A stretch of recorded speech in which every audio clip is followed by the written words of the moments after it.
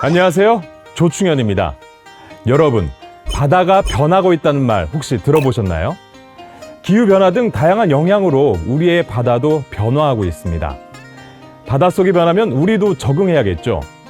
따라서 수산자원을 관리하기 위해 수산자원 조사는 현재 그리고 미래를 위해서라도 꼭 필요한 일입니다.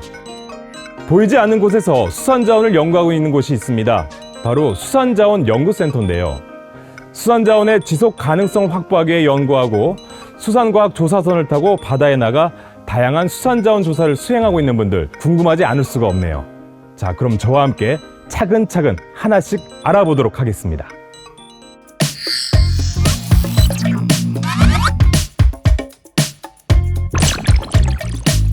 먼저 수산자원연구센터에 대해 알아볼 필요가 있겠죠. 수산자원연구센터는 쉽게 말해서 우리 바다에 사는 수산생물을 연구한다고 생각하시면 됩니다. 수산생물을 체계적으로 관리하기 위해서 수산자원연구센터에는 다양한 연구실이 있는데요. 물고기들의 생태적인 특성을 분석할 수 있는 각각의 실험실들도 갖추고 있습니다. 자, 그럼 수산자원 조사는 어떻게 이루어지고 있는지, 또 어떤 것을 조사하고 어떻게 관리되고 있는지 지금부터 함께 둘러보도록 하겠습니다. 수산자원을 조사하기 위해서는 직접 연구원님들이 바다로 나가서 자원을 조사해야 되는데요. 한번 조사선을 타고 나가면 약 10일에서 17일 동안은 꼬박 배 위에서 조사가 진행됩니다. 네, 이번 조사 같은 경우에는요, 우리나라 배타적 경제 수역에 서식하고 있는 주요 수산 자원들이 어디에 얼마만큼 서식하는지 파악하고 그들이 서식하는 해양 환경을 조사하기 위해서 나가는 조사가 되겠습니다. 저희 연구원 같은 경우에는 저를 포함해서 총 10명 정도 나가고 있습니다. 이번 수산과학 조사는 가자미, 황아기 등 저어류에 대한 연구가 주목적으로 진행되는데요. 계절에 따른 어종의 변동을 알기 위해서 1년에 4번 이상 약 48일은 바다에서 지내는 것이 일상이 되어버렸습니다. 동해, 서해, 남해 해역에 따라 자세히는 조사 정점에 따라서 어떠한 수산생물이 분포하는지에 대한 모니터링을 해야 합니다.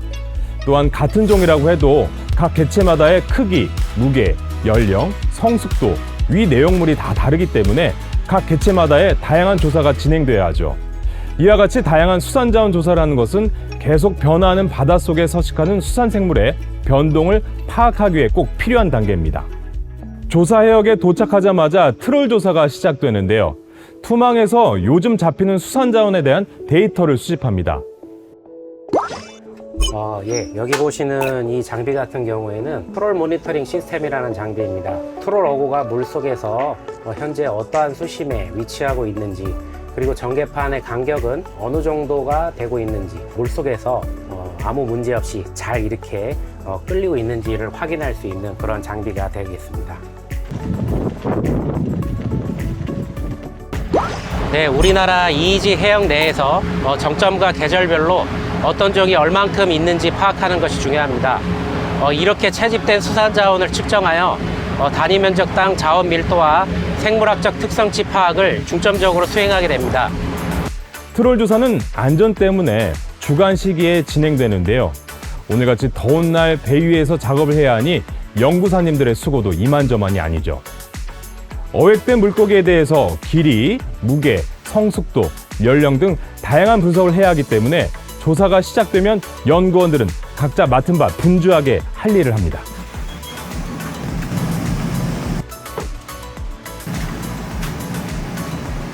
네, 지금 어류 솔팅 작업 중인데요. 또 물고기를 가져오면 어종별로 동정해가지고 지금 나누는 작업을 하고 있습니다. 어류 솔팅 작업은 어류, 두종류, 갑각류 등 다양한 수산생물이 채집되는데 연구원들 중에서도 분류군별로 전문가가 있기 때문에 보다 쉽게 종을 나눌 수가 있습니다. 종별로 나누어진 어획물을 한 종씩 각 개체의 길이와 무게를 여기 보신 자동 어체 측정기로 측정을 하게 됩니다. 이전에는 버니어 캘리퍼스나 자등을 이용해서 일일이 한 개체씩 이렇게 측정을 하고 다시 컴퓨터에 입력을 하는 그런 작업을 했었는데요. 요즘에는 이렇게 자동 어체 측정기와 컴퓨터를 활용해서 보다 빠르게 데이터를 처리하고 있습니다. 먹이를 파악하기 위해서 위를 적출하고 있는 장면입니다. 위내용물을 통해 어획된 수산 생물의 먹이 생물을 알 수 있고 그에 따른 생태계의 에너지 흐름을 알 수 있는 조사 방법 중에 하나입니다. 네, 또 위내용물은 저희 수산자원연구센터에서 현빙을 통해 분석을 해야 하기 때문에 조사선에서는 이 각 개체의 복부를 절개해서 위를 방부제인 이 포르말린에 보관해서 센터로 이동할 수 있게 지금 해부를 하고 있습니다.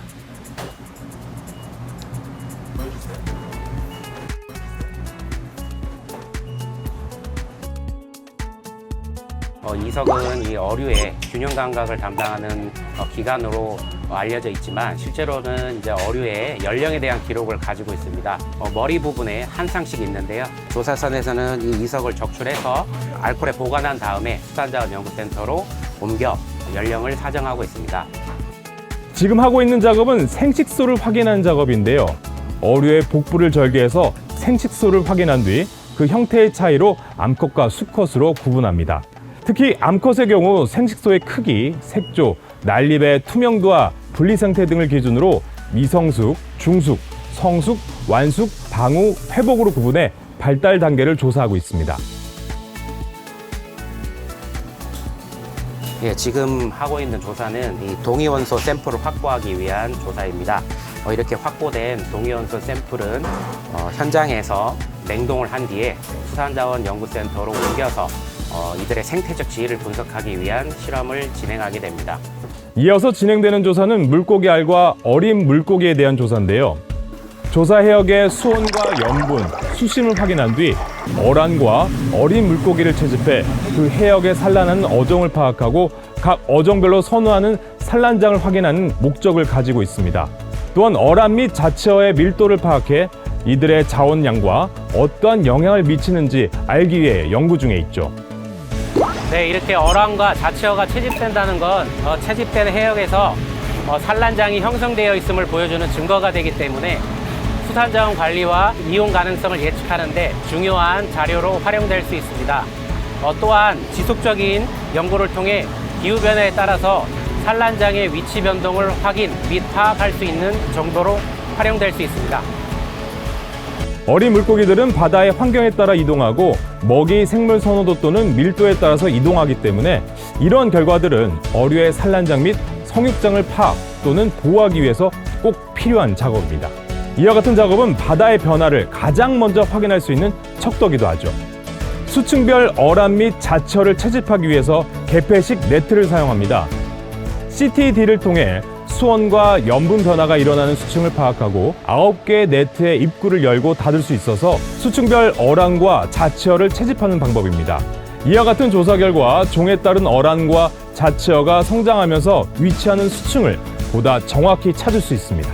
연속 어란 채집기는 조사선을 운영하면서 지속적으로 표층의 해수를 조사선으로 올려서 망에 어란을 채집하는 원리로 집중적으로 어란이 채집되는 해역을 찾는 데 중요한 역할을 하죠. 기초 생산량 조사 때 클로로필 A를 측정함으로써 식물 플라크톤의 양을 간접적으로 알 수 있습니다. 식물 플라크톤은 수산 생물 생태계의 먹이망 중 아래 위치에 먹이원으로 알려져 있습니다. 이들의 양에 따라 환경 상태를 이해하고 관리할 수 있습니다.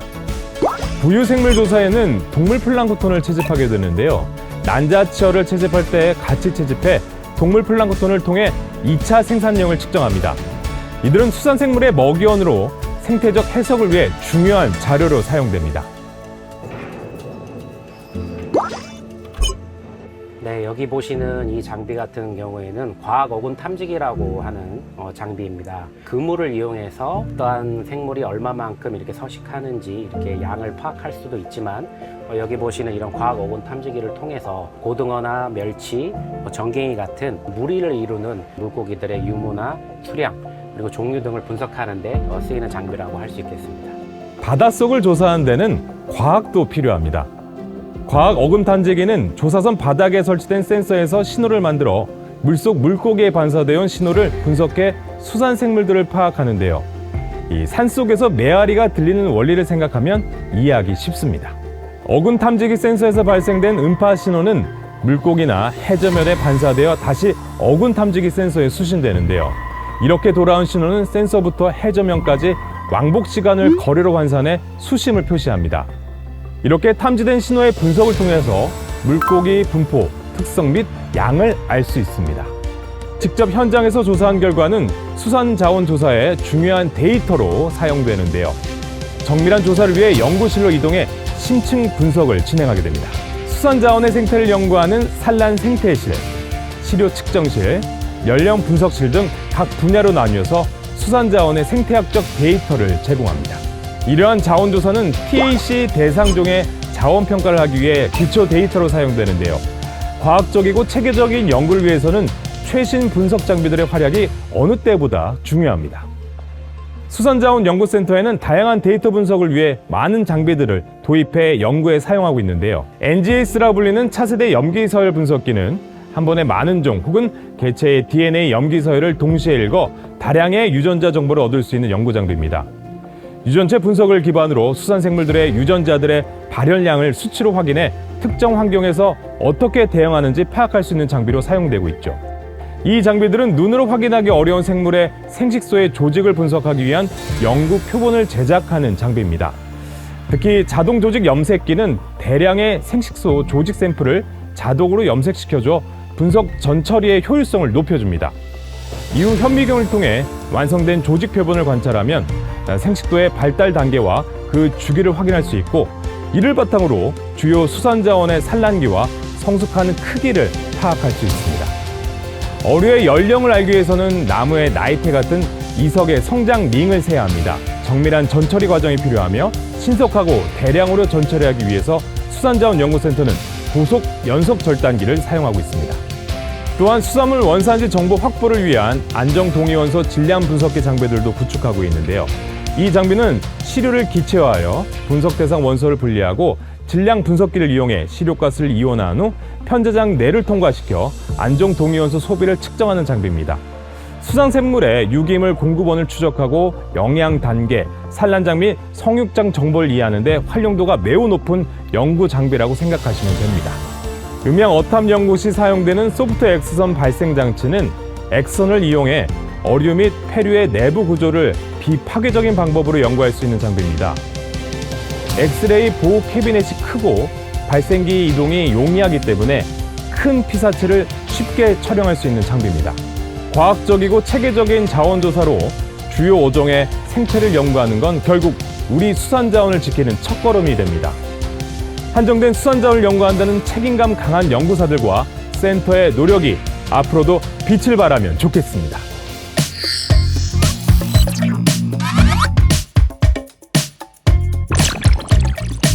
지금까지 수산자원연구센터의 수산자원조사에 대해서 알아봤는데요. 저도 몰랐던 사실을 알 수 있었던 정말 뜻깊었던 시간이었습니다. 지속 가능한 바다를 위해 오늘도 힘쓰고 있는 수산자원연구센터. 오늘도 수산자원을 위해 최선을 다해 연구하고 계시는 연구사님들의 노력이 대한민국의 수산자원 발전을 위한 밑거름이 되지 않을까요? 그럼 저는 여기서 인사드리겠습니다. 감사합니다.